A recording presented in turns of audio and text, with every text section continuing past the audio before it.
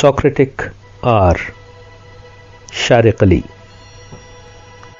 جب آدھے گھنٹے کے مسلسل انتظار کے بعد بھی میرے ڈرائیور اور گاڑی کے آثار دور دور تک دکھائی نہ دیے تو ہم نے centre for bio ethics and culture تک پیدل جانے کا فیصلہ کر لیا۔ ہمارے برن سینٹر سے یہ دفتر چند ہی منٹ کی مسافت پر واقع تھا اور ڈاکٹر معظم سے طے شدہ ملاقات میں ابھی 10 منٹ باقی تھے۔ ہم سب مین گیٹ سے نکل کر دائیں ہاتھ پر ایک ٹوٹی پھوٹی فٹ پاتھ پر چلنے لگے۔ میرے ساتھ سوانزی میڈیکل اسکول کے وہ 3 طالب علم تھے جو 2 ہفتے کے مطالعاتی دورے پر میرے وارڈ سے منسلک تھے۔ ان کے اس مختصر قیام کے دوران سپروائزر کی حیثیت سے میری یہ بھرپور کوشش تھی کہ میں نہ صرف انہیں اپنے وارڈ بلکہ ارد گرد کے ایسے تمام کامیاب اداروں سے متعارف کرواؤں کہ جن کی شاندار کارکردگی کا بھرپور تاثر لے کر وہ اپنے ملک برطانیہ کو لوٹ سکیں۔ ڈاکٹر معظم سے آج کی یہ ملاقات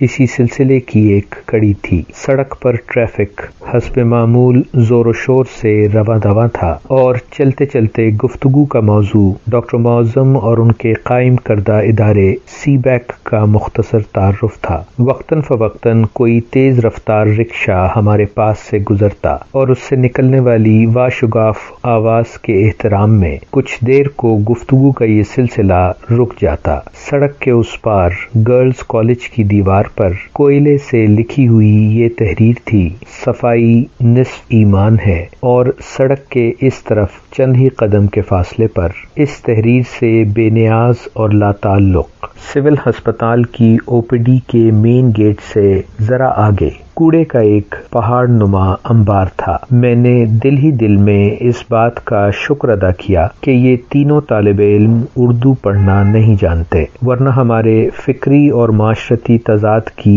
یہ جھلک کوئی خوشگوار تاثر نہ چھوڑتی۔ میں نے مزید احتیاط سے کام لیتے ہوئے اور ان کی توجہ کو مشغول رکھنے کے لیے گفتگو کے اس سلسلے کو مزید تیز کر دیا۔ میں انہیں بتا رہا تھا کہ پروفیسر فرت معظم میڈیکل ایتھکس کے شعبے کے حوالے سے پاکستان کی ایک جانی پہچانی اور ممتاز شخصیت ہیں۔ ڈاؤ میڈیکل کالج سے گریجویشن کے بعد اور امریکہ میں ایک پیڈیاٹرک سرجن کی حیثیت سے اپنی تعلیم اور ٹریننگ مکمل کرنے کے بعد وہ کئی برسوں تک آغا خان یونیورسٹی ہاسپٹل میں سرجری کے شعبے کی قیادت کرتی رہیں اور اپنے کیریئر کے عروج پر اس عزم کے ساتھ امریکہ دوبارہ روانہ ہوئیں کہ وہ میڈیکل ایتھکس کے شعبے میں پی ایچ ڈی کرنے کے بعد دوبارہ پاکستان آ کر اپنے ملک میں اس اہم شعبے کا باقاعدہ آغاز کریں گی۔ ان کا عزم پختہ تھا اور اب ان کا قائم کردہ ادارہ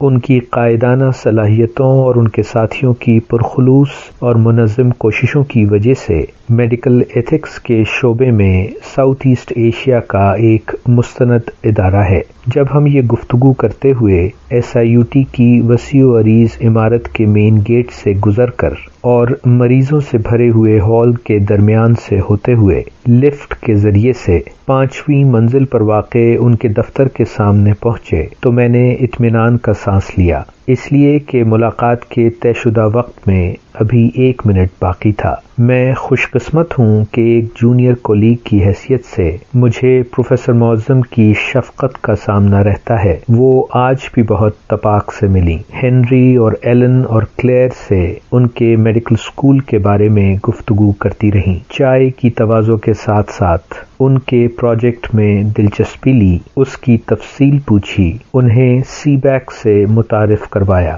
اس کے اغراض و مقاصد بیان کیے اور اس میں منعقد ہونے والی سرگرمیوں کے بارے میں انہیں بتایا۔ اپنے ادارے سے نکلنے والے نیوز لیٹر کی کچھ جلدیں انہیں تحفتاً دیں اور اس مختصر مگر خوشگوار ملاقات کے اختتام پر رخصت ہوتے ہوئے مجھے یاد دہانی کرانے لگیں کہ اس دفعہ کے سوکریٹک آر میں ضرور آنا۔ ڈاکٹر معظم کا ادارہ ہر 2 مہینے بعد ایک مذاکراتی نشست کا اہتمام کرتا ہے جس میں ادب، اخلاقیات اور دیگر معاشرتی موضوعات پر تبادلہ خیال کیا جاتا ہے۔ میری خوش قسمتی ہے کہ میں اس نشست کے آغاز ہی سے اس میں شامل رہا ہوں۔ ان کے دفتر سے باہر آ کر ہم نے واپسی کے لیے لفٹ کے بجائے سیڑھیوں سے اترنے کا انتخاب کیا۔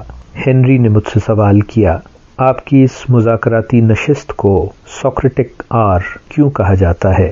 ہنری کے کیے ہوئے اس سوال اور اس کی وضاحت کی تلاش میں سیڑھیاں اترتے ہوئے مجھے کچھ دیر کے لیے ایسا محسوس ہوا کہ جیسے میں ایکروپولس کی پروقار عمارت کی سیڑھیوں سے قدم بقدم نیچے اتر رہا ہوں، اور میری نظروں کے سامنے جیتے جاگتے اور چمکیلی دھوپ سے روشن زیتون کے درختوں سے آراستہ ایتھنز کے کوچہ و بازار ہیں، اور قدیم یونانی لباس پہنے ہر عمر کے لوگ عام اور خاص اپنی روزمرہ کی مصروفیت میں ادھر سے ادھر رواں دواں ہیں۔ اسی مصروف چوک کے ایک کونے میں چند لوگوں پر مشتمل ایک چھوٹا سا مجمع دکھائی دیتا ہے۔ اس میں موجود بیشتر لوگ نوجوان ہیں۔ یہ سب لوگ ایک عمر رسیدہ معمولی شکل و صورت رکھنے والے اور عام لباس پہنے ہوئے ایک شخص کو گھیرے ہوئے ہیں۔ اس کے پیر جوتوں سے بے نیاز ہیں، اور اپنے انداز و اطوار سے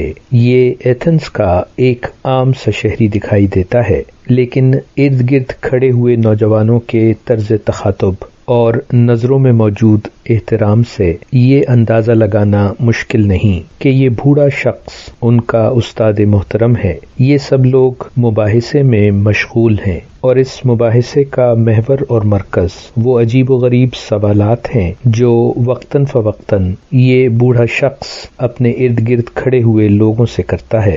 میں اسے نظر بھر کر دیکھتا ہوں اور پہچان لیتا ہوں۔ یہ وہ شخص ہے کہ جسے بعض مورخین نے 2500 سالہ انسانی تاریخ میں اب تک پیدا ہونے والے تمام انسانوں میں عقل مند ترین آدمی قرار دیا ہے۔